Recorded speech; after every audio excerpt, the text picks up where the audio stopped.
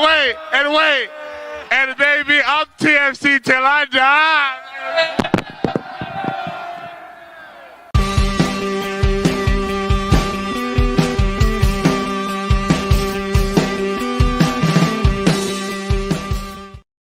Hello and welcome back to Toronto Till I Die, the Toronto FC fan show. I'm Mike Newell, and happy Thanksgiving to all our Canadian listeners out there. Hopefully you're full of turkey, you got some great family time. Your Reds will be thankful that the nightmare that is the 2023 season ends on Saturday after a pair of 3-0 defeats last week to Charlotte and the Red Bulls, in the process securing the 2023 Wooden Spoon Trophy, which is in DC right now and might be on its way to Toronto. On today's show, we will briefly react to Toronto's losses this week, touch on the hiring of Sean Rubio as technical director and his return to the club.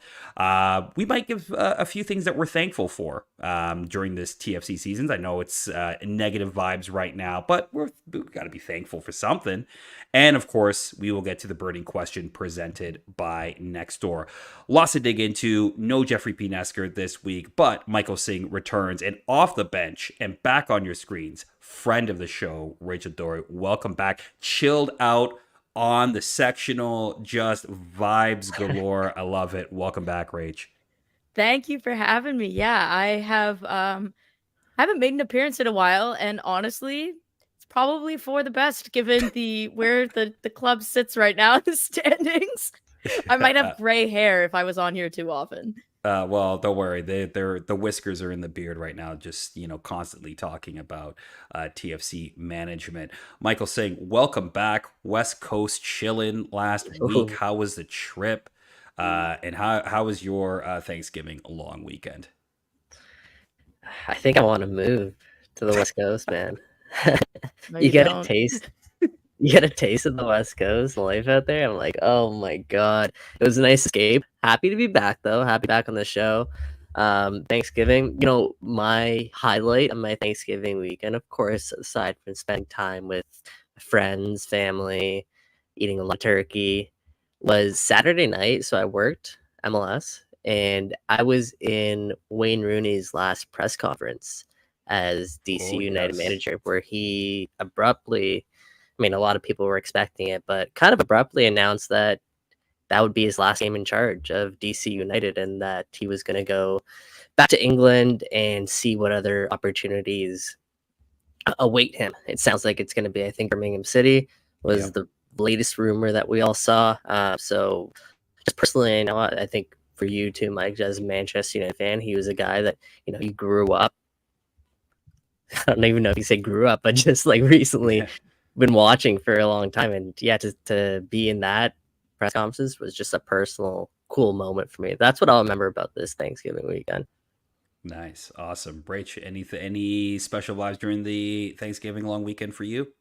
Yeah, I moved into my new condo this weekend. Yes. So it's bare bones right now. This is the only thing hanging in my condo. It's appropriate that it's a TFC thing. Is that Seba? But yeah, that is Seba. It's a game-worn jersey from a Champions League match. So nice. I've got that. Yeah, I've got a couple. As I order things for my office, I have a ball. Yep. Yep, I have that ball. I have the ball from MLS Cup. But yeah, as I order things, I'm like, wow, I have a lot of TFC stuff that has to go somewhere. And then I realize a lot of it is from this era. And I'm kind of like, do I want to remember this? What do I do with this stuff? Yeah, it's tough. What do I do with it? What do we say? I think you keep it. Why not? Yes, it's a crap. Okay, look, this has been crap the last 3 years. As we've said on this show many times in the last couple of weeks, there's not much more to say on how historically bad this team has been this season. But I still think you keep it because as I found out as a fan, just myself, and as we're all fans in the 2016, 2017 season, getting to a final, doing the whole thing, remembering those times makes that moment even better. Do you know what I mean? Yeah, like, I think what I'll do is, like, I'm obviously gonna keep the Insigne, Bernadeschi, Crescido stuff, but, like, the Jefferson Soteldo kit, I could probably do without. Like, you know what I mean? Yeah, yeah. I'll take it. I'll take it. I'll just remember a time where Barney Rubble played for Oof. Toronto FC, and you did a little, and it gave us a really great gift once. Like, well, why not? Yeah, why not? I mean, I guess, yeah, like, I just won't hang them up the way I'll hang up some of the other ones. Yeah, it's Like true. this one from a guy who probably should get a statue. Yeah, will most likely get a statue Just for do, like, the sure. 4-person statue: Greg, Michael, Josie, Seba. Yeah, yeah. There should different topic. We won't talk about it on the podcast. I think there needs to be like a reclamation sort of podcast or show. I'm not saying maybe we'll do it. Maybe someone else will do it, where you can get Josie on the show and just mend that relationship, because there's no way that the relationship should end the way that it did, in a lot of ways. But that's another topic for another day. Let's just jump right into it. Congratulations, Toronto FC fans, winners of the 2023 Wooden Spoon. A pair of just ugly 3-0 losses on the road, one to Charlotte midweek and one to Red Bulls on Saturday. And look, again, hard to come up with more words to say, how many more adjectives, how many more synonyms can you come up with? Suck. But Charlotte seemed a little hard. Like both penalties to me seemed pretty harsh in the Charlotte game, especially the first one. But those are the breaks, right? Like, it just feels like this season has been sort of a cavalcade of just something happens and then the team just collapses. And this was another case of just one wrong thing happened, team collapsing. I mean, and then once it did, essentially game was over, a couple minutes into it. Yeah, that's the thing with TFC, right? Is something goes wrong, they're fragile. Oza called themselves fragile this week when he spoke to media. When you think about this version of Toronto FC, I think that's the most disappointing thing, is that there's just not much fight left in this team. And it's hard to ask for fight, because when things are going as badly as they are, both on the pitch, off the pitch, it's tough to really rally together and fight. You see certain instances of maybe individuals giving a lot of effort, but there's not much cohesion. Again, I think that just sums up TFC. And quite frankly, like, I couldn't care less about the games. I couldn't have cared less about the games like the last couple of weeks with these teams. Like, we are talking about the same story with this team over and over and over. And was anybody surprised really to see them lose 3-0 back-to-back games to teams that are fighting and scraping for their lives in the playoffs? I mean, it's just tough for TFC to come out and match that, I guess, level of intensity. So, yeah, it is what it is at this point. Honestly, I'm just so ready to move on. Yeah. And Rachel, I just wanted to get it's been a while since you've been on the show, but the last time you were on, we were kind of in the same predicament anyway. But like, just your thoughts on this season so far, and, just as somebody who's been around the club for as long as you have, how can you sum it up, like how you're feeling right now? Because like we've talked about it a lot of the listeners have talked about it, but I would love to get your thoughts on just how this nightmare of a season has gone. Yeah, it's been interesting. Obviously, this is my first season where I'm somewhat not even removed. I'm a little bit more removed than I traditionally have been, just because of different connections with the team.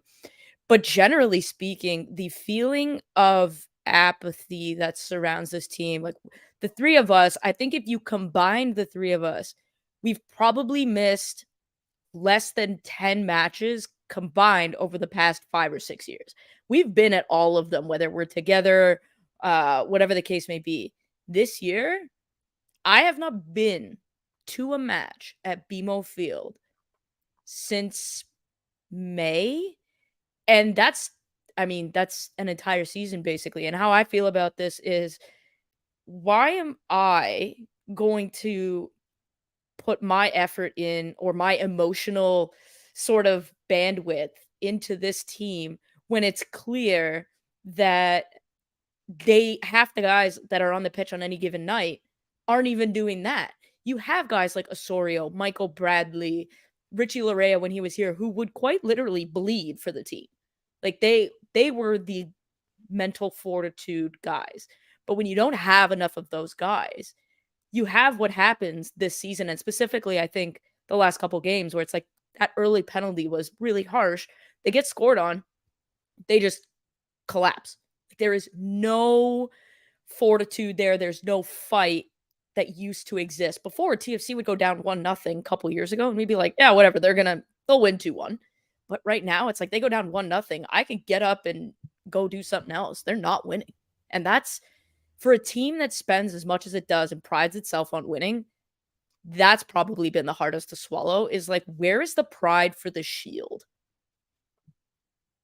Yeah, that's been probably a sentiment that's been bantered about on this podcast for so long. It's just there's not much, again, just heart in that dressing room right now.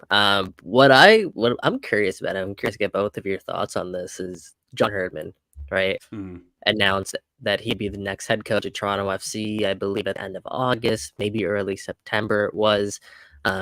So a little while ago, it is announced he would begin October 1st. Obviously, doesn't start October 1st, right?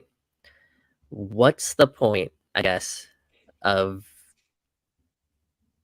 letting Terry Dunfield get run over by a truck, by an 18-wheeler, get run over, while John Herdman sits back and watches from afar? And apparently he's going to coach the last game of the season. Like, what's the value in that, if there is any at all? Like, what was the point? I mean, look, technically he has started. Technically he's on the training pitch every day. Technically he's around and meeting players and taking notes and things like that. But obviously that's not what fans were kind of sold on, or at least that's not what we were led to believe would be happening October 1st. I think a lot of fans thought, okay, he'll be on the sidelines. It'll be a couple of games. He'll get an opportunity to get an idea of managing a club team for a couple of games. And then you go into the offseason and you start making your evaluations on players. This situation is... It reminds me of a different era of Toronto FC. It really reminds me of like the 2012-13 era, where like disparate pieces of the puzzle are just not connected in any way. And that's what that season was, right? It was a lot of people with a lot of different ideas not connecting on any of them. And that's how this kind of feels. Now, I don't want to go down that road too far and try to make too many connections that way, but the vibe is like you got a guy who's supposed to be the boss, but isn't, and that must be confusing to people in the locker room and in the club. And just from a fan perspective, it's like, is he the manager? Like, what exactly is he doing all day? And we know he's doing work, like, don't get me wrong, but I would hope so. Yeah, it just feels like a really confusing time. I don't know about you, Rachel, but like that's to me is just like what is happening right now. Yeah, I'm trying to take the bird's eye view of this, just based on like working for other clubs and how they operate.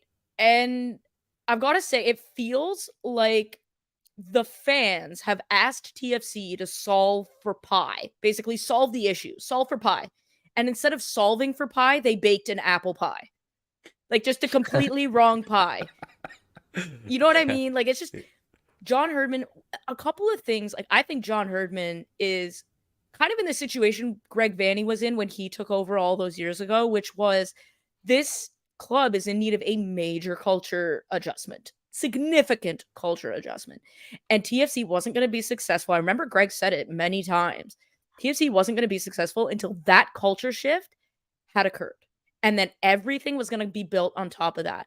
It feels like TFC are in the same situation now. And John Herdman has proven he built up the women's program to be successful. He's built up the men's program to be much more successful than it was in years past. And so, okay, he's got a track record.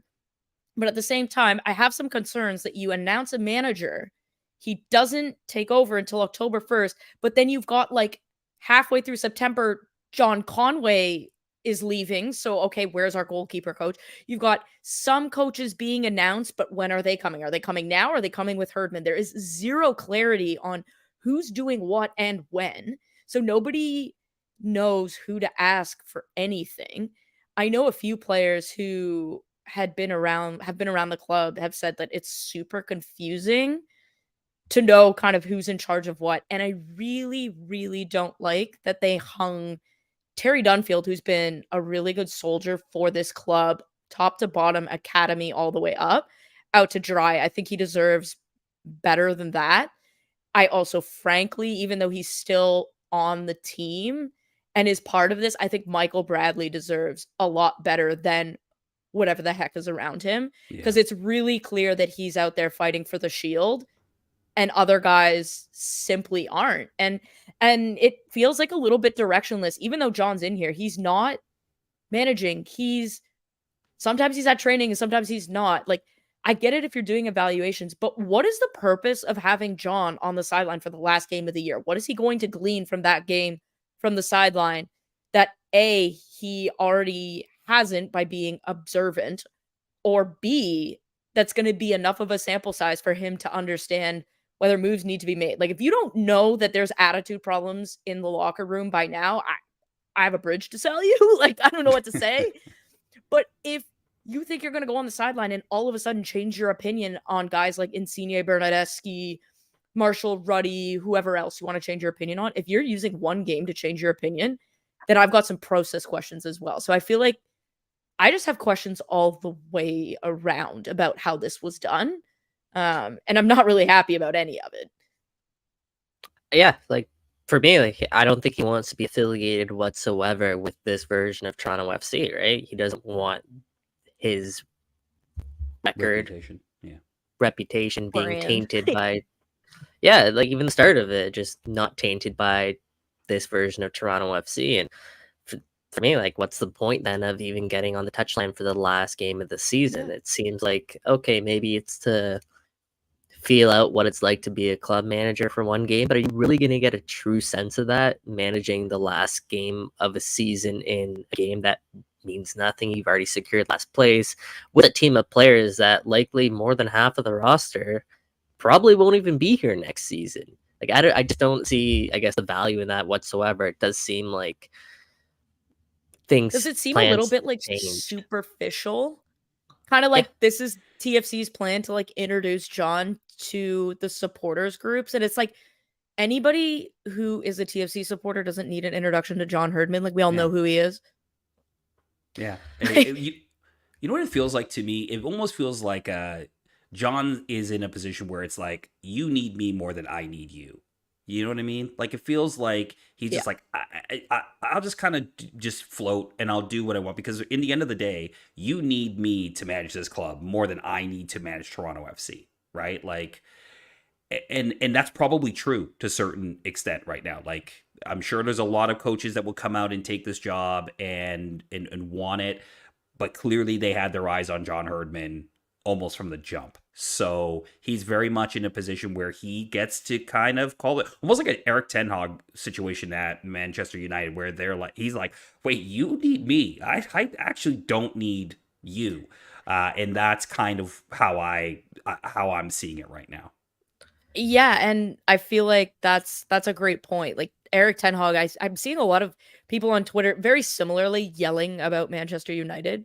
And I'm like, did you see the back line that they carted out over the weekend? Like, Sir Alex Ferguson probably doesn't win with that. So I don't think that that's the problem. And I think with John Herdman, it's much the same. It's like, there is such a big issue. And actually, very similarly, there's such a big issue with the Man United owners. And there is such a big issue with who is operating and controlling Toronto FC, especially now that Larry Tannenbaum is sort of stepping away from MLSE. Now you have two telcos that are just like to yell and scream at each other, which is always good for ownership of anything.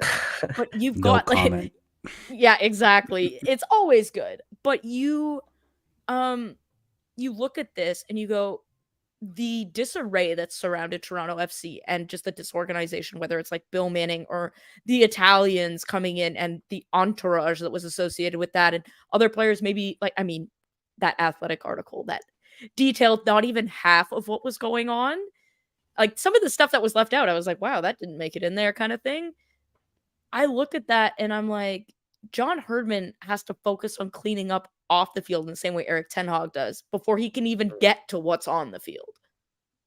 Very true. Very true. And Toronto FC made a hire today that is going to be a part of trying to clean this up and try to get TFC back on track.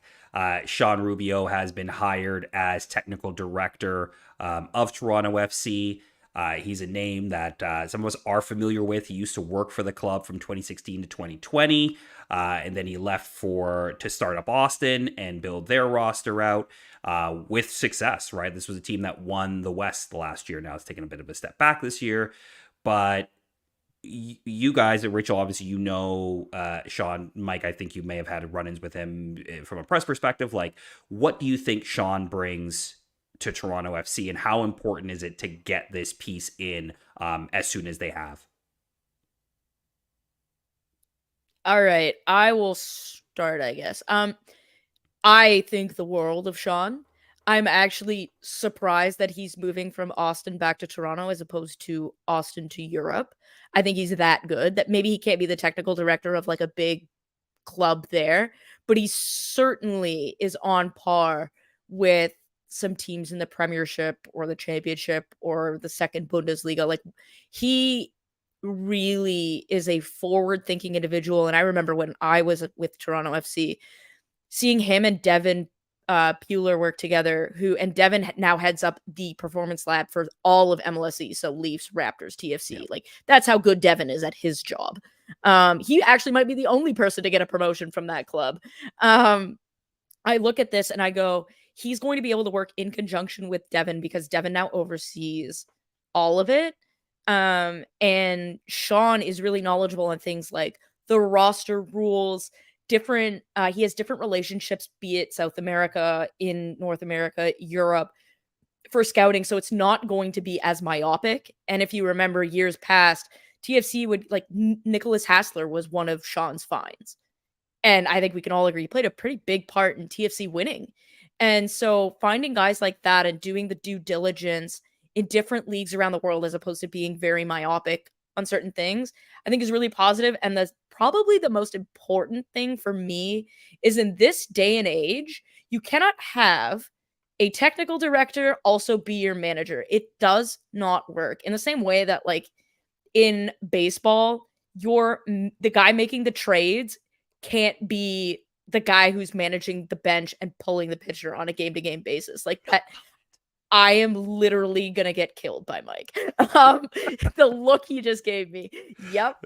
So I think it's a great hire from that perspective. I think giving Bob Bradley, I think Bob probably would have been better set up for success if he wasn't given both roles. I think now at least they've recognized that mistake. They've got Sean, who is a forward-thinking, analytical mind. I would have to think that analytics department gets built up again because it basically has nobody in it right now, which is not ideal. And it'd be interesting to see how he works with John Herdman, because it's very clear that this came from the top. And so they're going to have to work together, whether John or Sean want to or not. They've kind of been brought in by the guy above them. Yeah, and one thing I'll add, I just want to emphasize kind of what you were touching on, Rach, is that when you look at the successful Toronto FC teams, successful Toronto FC eras, there's not many people left at Toronto FC from those eras, right? And this is circling back to what was good about that era. So, as Rach touched on, Sean's going to come in, and I think the press release even outlined this. Like, he's very savvy when it comes to MLS roster rules, MLS regulations, when it comes to building out a roster around the salary cap. So always having a mind like that, along with, Jason Hernandez, that's important. And when Bob Bradley left, one of the things that we touched on and we talked about a lot was that when you fire your manager and sporting director, you're almost like firing a whole philosophy. So essentially, with Bob Bradley and Jack Dodd at the same time also leaving, your scouting and transfer department was almost shredded. Like, there are still some people around, but for the most part, you got to rebuild that. So this is a massive step in that direction. And from all accounts, Sean seems like he's a good starting point to build out, but they still got more moves to make when it comes to, I guess, remodeling that section. I think on that, like, you make a good point in terms of, like, when you turn over your coaching staff and your sporting director, that's 2 staffs that now have to come in, and they always bring their own people. Like, you look at it, you brought up the success of years past. Only one coach remained, and that was John Conway from the MLS season. He's now gone. And whether you want to argue about the goalkeeping or not in Toronto, Manuel Neuer and whomever other keeper you want to put in the TFC sticks this year would not have made a difference. Like, they were that bad. So I don't think we should be laying things at the feet of a goalkeeper coach, because he was the only guy left from that era. The equipment managers are gone. The admin staff is gone. The coaches are now gone. I think you look at this and you say, okay, we've brought a guy back who was part of who built the original success story. What do we have to do to keep people like him from leaving our club in the future? You don't want guys like Greg Vanney leaving. You don't want Tim Bezbachenko leaving. You don't want Sean Rubio leaving. That you want to keep even those guys like infinity Corey stones, Ray, right? Yeah, like Corey and all the guys that went to Columbus, right? To Columbus, like, they lost everybody.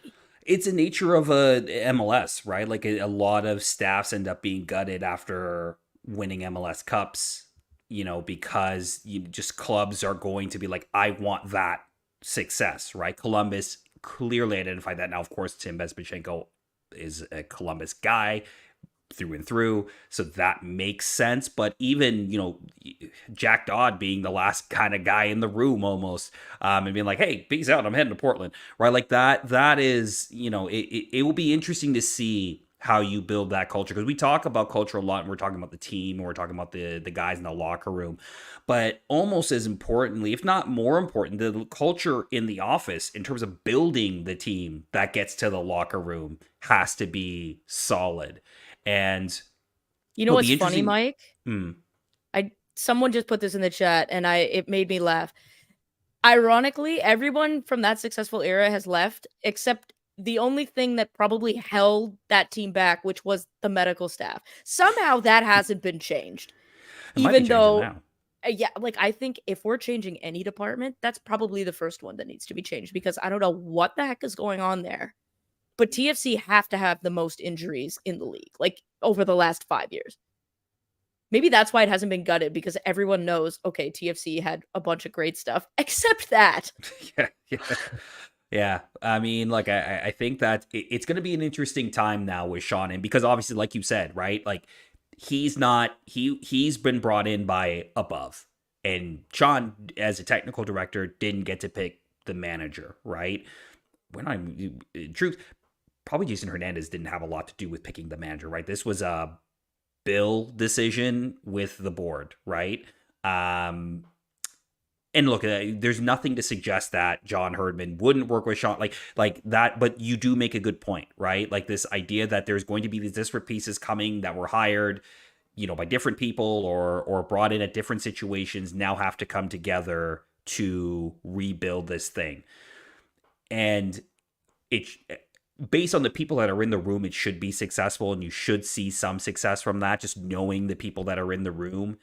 But it does make me think again of, Aaron Winter and that whole situation back in the day. And you have a manager who wants to play forward pacing football and wants to play kids. And you've got Paul Mariner who wants to do it the old fashioned way and get vets in and try to do it that way. And that was a recipe for disaster at the time. Not saying that's going to happen in this case, but it's something to keep an eye on, because that's Ali Curtis and Greg Vanney. Yeah. That's what you just described. Yeah. Right. Like, we've had 2 situations like this in TFC past. Hopefully it doesn't work out that way this time around. Mike, go ahead. I know you're. No, just the one thing I will say, it does seem like, based on the big hires here at Toronto FC, I'm talking Herdman, obviously Sean now, and then Jason Hernandez. it seems like all of these guys are forward-thinking people. Yes. From, they're willing to innovate, and it does seem like, at least from a big picture perspective, that they could be on the same page. But then again, like, Greg Vanney was forward-thinking, and Alec Curtis was really forward-thinking. So who knows? Who knows how this will work out? It's interesting to see the process in which they decide to go about these hires. You would think that a technical director would come in before a head coach, but as Mike and Rach, you guys illustrated, like, we know kind of what the process was behind that. I think the process sort of, and you guys would know this too, like, the process that this happened in is very indicative of how things run at the club on a day-to-day basis, and have been running basically since Bez left. The bald guy at the top is at the top. Like, he runs the show. It's his show.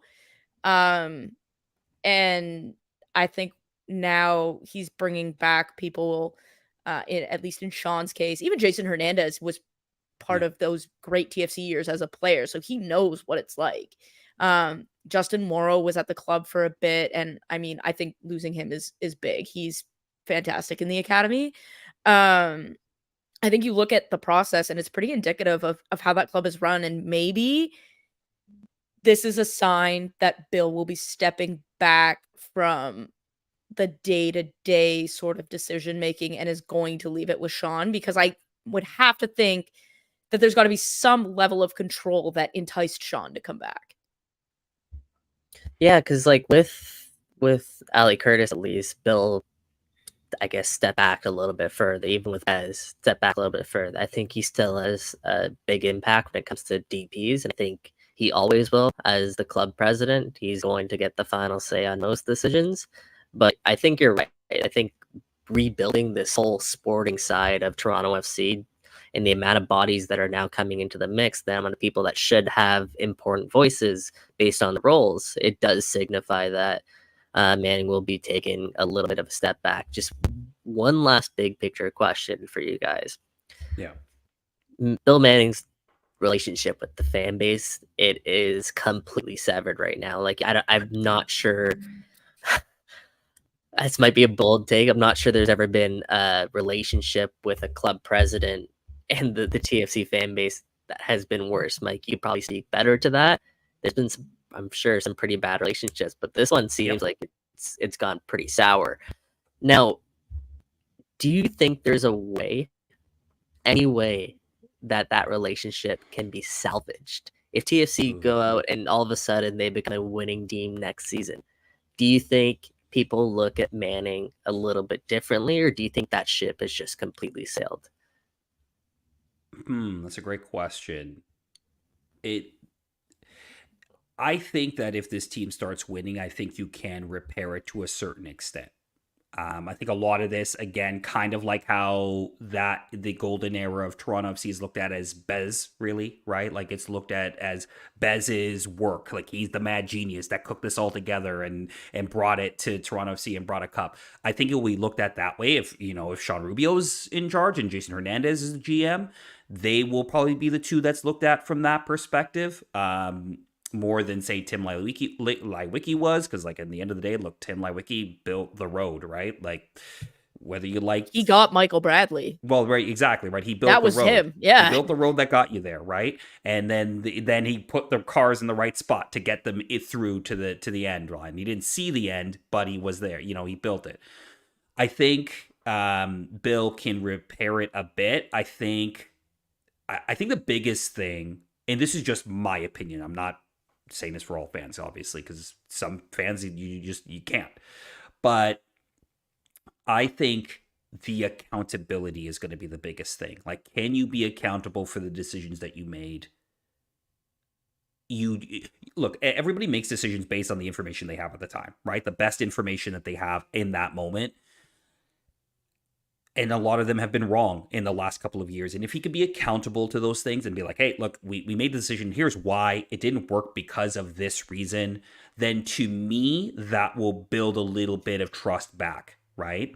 Now, obviously, of course, winning is the balm that heals all wounds. But in the end of the day, I think that if there isn't for me that sense of accountability from him, then it becomes hard for me to be okay with the relationship in terms of him being at the top of the pyramid to see this sort of run go. I don't know how you feel, Rach, but that's kind of that's where I'm at. Yeah, I think you hit a couple of points that I'm a big proponent and fan of. Just seeing it overseas, where it's obviously the vitriol over there is just totally different when it comes to clubs. If anyone thinks it's bad here, wow, some of the things over there is just wild behavior. I think winning heel, especially in North America, winning heals all wounds. It just does. Yeah. So you put a ring on or a Champions League trophy on there, and people will kiss Bill's feet if a Champions League trophy comes to BMO Field. Like that's a reality of the situation. But I think it starts with 5 words, and they have to be said to the fan base very directly with no other dressing. I was wrong. I'm sorry. Those 5 words are always something, like, as a supporters group, as people who are season ticket holders, renewals, things like that. This has been a mess, and it's been a mess on the field. It's been a mess off the field, and the fans didn't do anything. The supporters didn't do anything. It's not their fault, with the exception of one supporter group who will remain out of that. I think you look at this and you go, accountability, like you said, Mike, is one of those things where if he comes out and says, I got this wrong, like I got it wrong, and we're going to try and fix it, and we'll go from there. I think Bill is safe because knowing how MLSE operates and how the corporate figureheads operate, he oversees the Argos, who won the Grey Cup last year and are really good this year, apparently. I don't know. Couldn't tell you. They're probably He also has got... Oh, well, there we go. Pinball Clemens as well is one of the most beloved Toronto sports figures there is. I think he's going to be safe because from that perspective, yes, TFC is losing money, not successful, but the other team portfolio that Bill oversees is. So what I could see is him stepping back from TFC, letting Sean take over, and really just kind of overseeing the 2 franchises.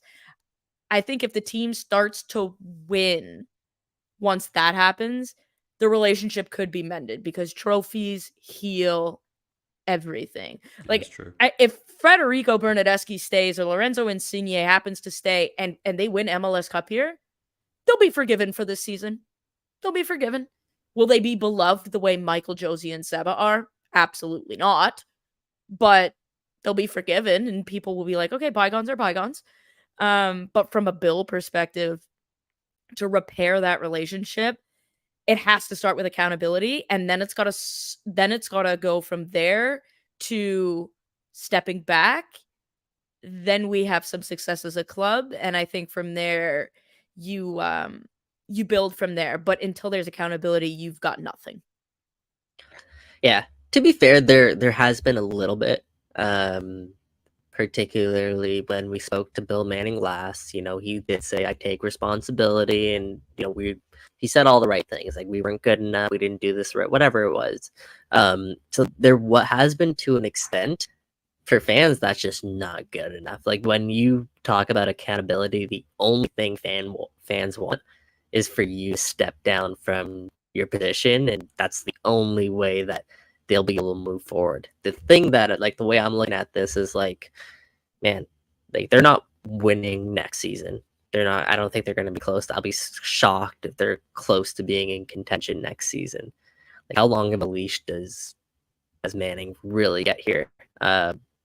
We know he's appointed Herdman, likely going to be his last appointment unless something crazy happens. We said that last time.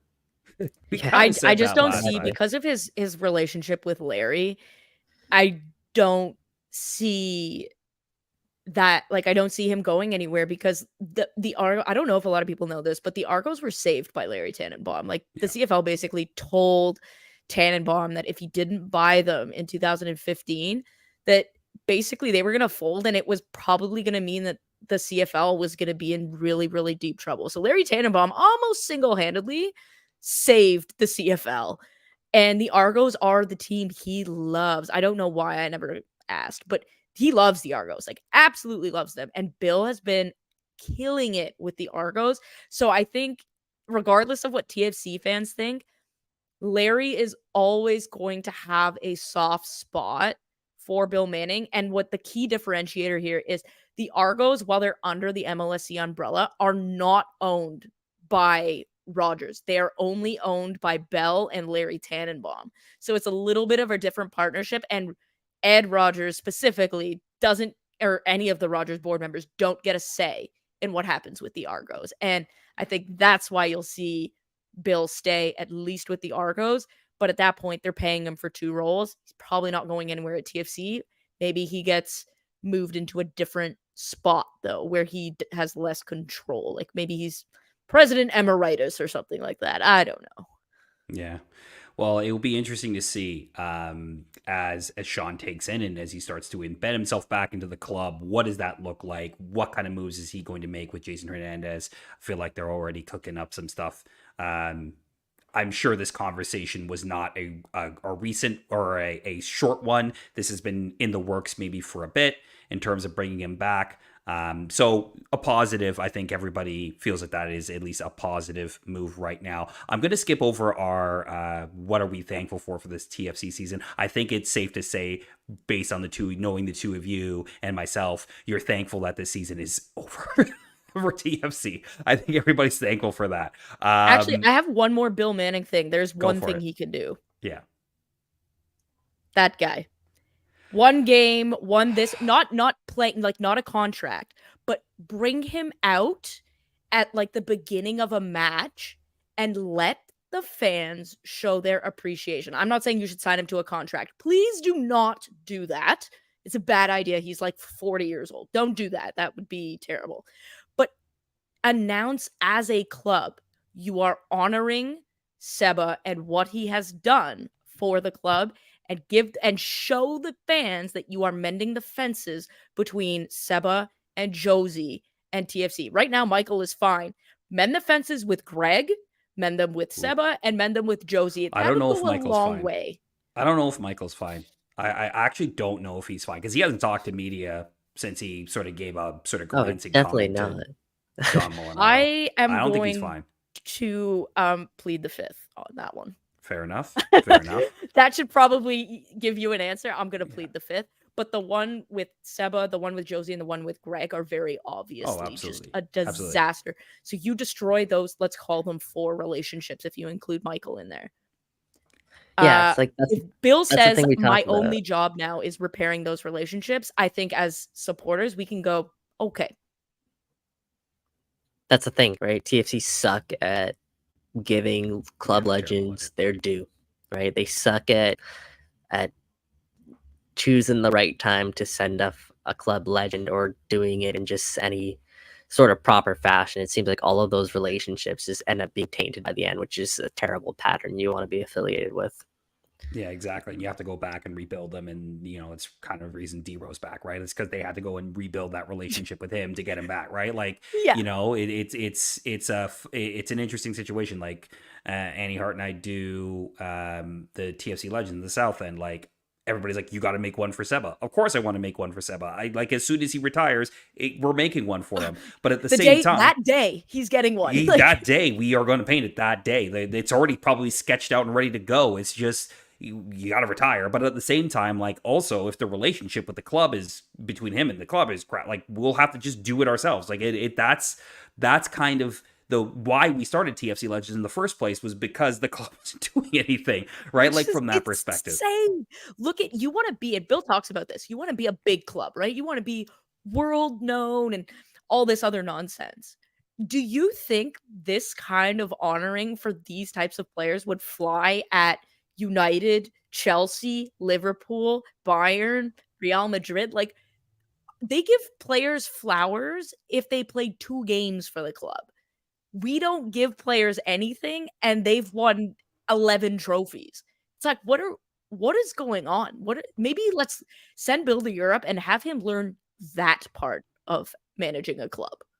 How do we treat our players on the way out? How do we welcome them back? Things like that. Because I think you've got a pretty important decision here with Michael Bradley coming. And I think all three of us would agree he is the most important figure in TFC history right now. And if you mess that up, everybody involved from the janitor to the president out. You gotta go. No, yeah, enough said. I don't think anybody's disagreeing on that. I don't think anybody's disagreeing like that. All right, let's bring this show to a close. Let's start getting ourselves ready to head out. Mike's got to get out for dinner. With the burning question presented by Nextdoor.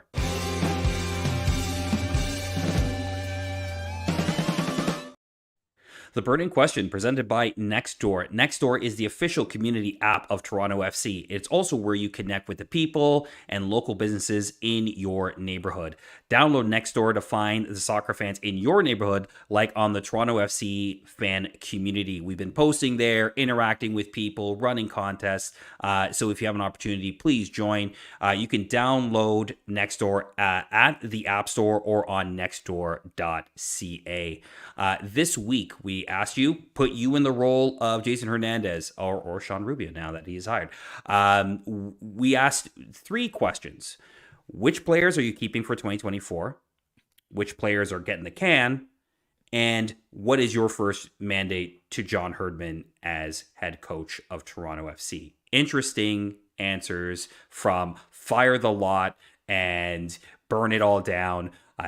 We heard you. There were a lot of those. I'm not including them because we get it. It's a terrible season. You want to burn it all down. 95% of response. It's just burn it all down. But there were some really great answers here. So I'll go through them from Twitter. Zachary just saying, honestly, there's probably 6 or 8 players I would consider keeping. Gone realistically, we have to see first priority to figure out the Italian situation. So your DPs, what do you do with your DPs?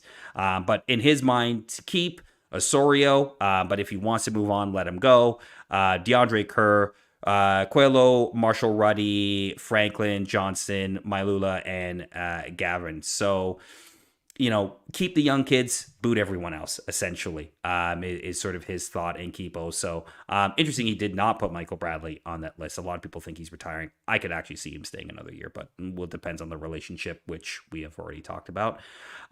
Greg Armstrong just says, and not with the DP situation. So basically, DP's out. Also based on sort of the roster rules and to keep some continuity in terms of the roster. So he wants to keep Mailula, Alonso. He wants to keep Portretta, which is interesting. Highest paid left back in the league. Is he really actually worth the roster spot in the cap space? I'll let the community decide. Sigurd Rosted, Brandon Cervania, DeAndre Kerr, and Prince Osu as well is who he would keep. So interesting there as well. I'm going to read the other comments really quickly, but Raul Portretta, I'd love to get your guys' perspective on that because, again, like I said, highest paid left back in the league. Mixed, in my opinion, just mixed in terms of sort of his play. Would you keep Raul Portretta as a left back next year, or would you look for another solution at that position? Mike, start with you. If he was $200,000, $300,000 cheaper, I'd love Raul Portretta. I think he has a good head on his shoulders. I think he's a decent player. Is he the best left back in the league? No, of course not. But he also it's been a weird season with him too. He hasn't been able to build up any chemistry down the left wing with Lorenzo Insigne. Him himself has battled injuries. But he's a decent player. For that price tag, though, I think TFC can be a bit more efficient there. Rach, what do you think? I think choosing him over Richie Larea was an error.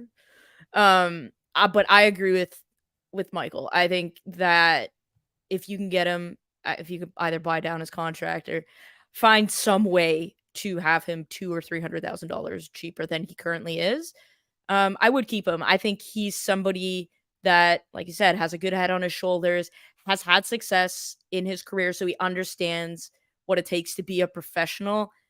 I think he can be somebody where, Oso's live by the crest, die by the crest. I think he's somebody Oso and Michael, if he stays, can bring in to that sort of leadership core and say, this is the culture we are building. Get on board or GTFO kind of thing. I think Petretta has that type of personality. I don't love his contract though. So if you can figure out the contract side of it, I would keep him. Fair enough. Okay. I'm the boot. There are a lot of guys in MLS that can fill that role and do it admirably. You don't need a superstar at left back. You need a solid left back that does the job, Justin Morris style. So that's my thought. That's my thought. Last comment here I'll read out here is from Graham Barwell. He's on the scorched earth policy, right? He's like, no one is safe. Everybody gets the boot. No emotional legacy guys either. That's Michael Bradley, Jonathan Osorio, TD. I assume he means Terry Dunfield, so he wants Dunfield's back next year, guys. He will be on the coaching staff. The lot. I really hope we have invested in scouting because we're really going to need it. And look, I think they are investing in scouting now, right? Like now that you have Sean here. How do you not?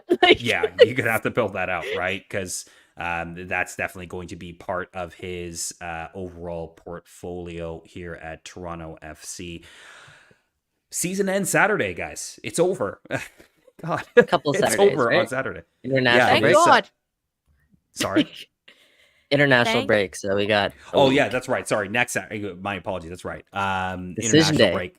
It is decision I will day. be in the U.S. this weekend for said international break because a certain team is coming to this side of the pond. Nice. That's a good one.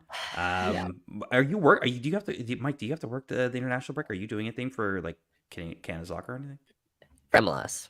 So there's still some MLS games going on, just some storylines as you head into decision day, right? That's there's still teams that are competing and contending. So that aren't named Toronto FC. No. Mercifully, this ends in a couple weeks against Orlando at home. The vibe will be interesting that day. It's going to be a very interesting. Should we go and just hug each other for surviving? I think everybody's going to need a hug. You know what? I think that's the fan appreciation day. I have a new idea. Yeah. A new idea. Bill Manning wants to endear himself to fans. Every single fan who walks in that building for Fan Appreciation Day gets a free beer. Every single one of them. Go Wiki style. That was Wiki. Went around with beers. Every single one of them. That one, honestly, Tim Wiki giving away beers in like the end of 2014. It like literally that is the thing that endeared him to so many people. Not signing Defoe, not getting Bradley, not the redesign of the stadium. It was the free beer. 100%. Well, it's $22 a beer. You say I'll give every single ticket a free beer. I'm there. Catch me. Well, free beers and maybe hugs. Maybe we all need to hug Michael Bradley. It's been a long year for him. Yeah. All right, let's wrap it up. Thank you for tuning into another Toronto Till I Die episode. We really do appreciate. The community is growing, is getting bigger. Tell your friends. Leave us a review or a thumbs up on the show. If you're watching us live on YouTube right now, you guys are champions. You're doing this on a holiday Monday. You're sickos, but we love you. Give us a thumbs up and subscribe to the show. Tell your friends about it as well. If you're listening to us on the podcast version, thank you for downloading us. If you're on Apple Podcasts, give us a review. If you're on Spotify, hit us with those 5 stars. That would be amazing. For Michael Singh and for Rachel Doerrie, I'm Mike Newell. We'll see you all next week. Cheers, everybody. And wait. And baby, I'm TFC till I die.